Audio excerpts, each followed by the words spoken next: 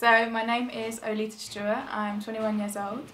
I currently live in London and studied at the Fashion Retail Academy in Tottenham Court Road.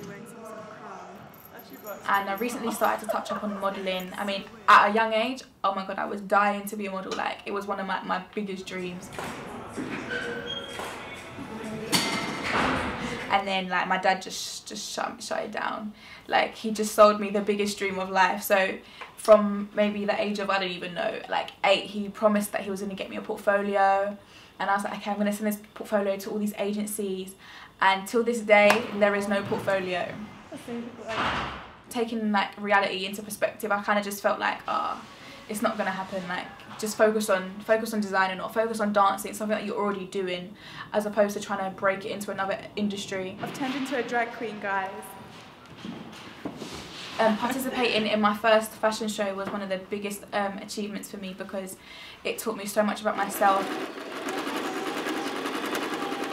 I had to work long nights to complete samples. I had to go out and do things that I don't normally do, but because it was a test to me and it was a test to myself, it proved that, okay, well, you have a passion here. This is something that you actually do enjoy doing, and if there's something constructive that's going to come from it, then I'm prepared to work hard for it. So that was a great opportunity for me. So today we're just here in Brick Lane, and today I'm wearing some of my own pieces.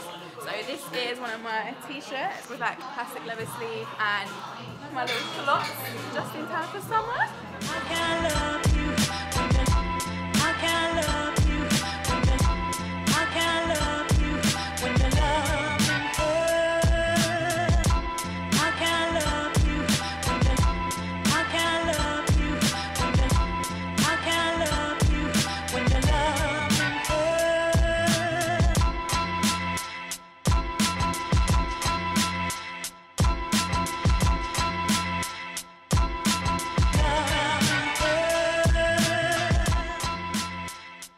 A lot of people that think they're into fashion or like the idea of fashion, they just idolize this one thing or this one jumper or one trend. That's not the only thing there is to fashion, do you know what I mean? There is so much more. There's like a historic influence to fashion. If I'm going to look at something and get inspiration, I'm going to look at the 1920s, I'm going to look at the 1960s.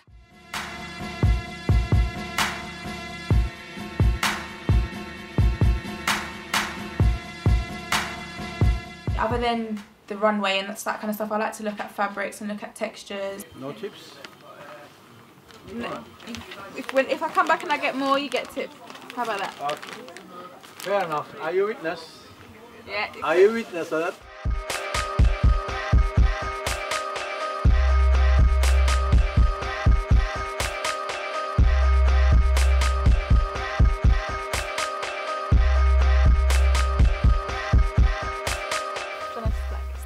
From the white stack. It's not everyday white, but it is. But I've got to try, you know.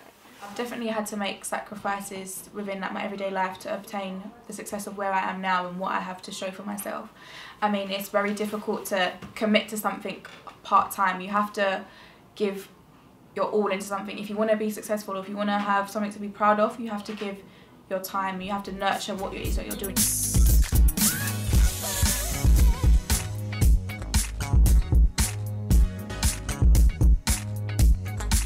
Yeah, free time for me is spent developing my line or developing my craft and trying to better myself as a designer.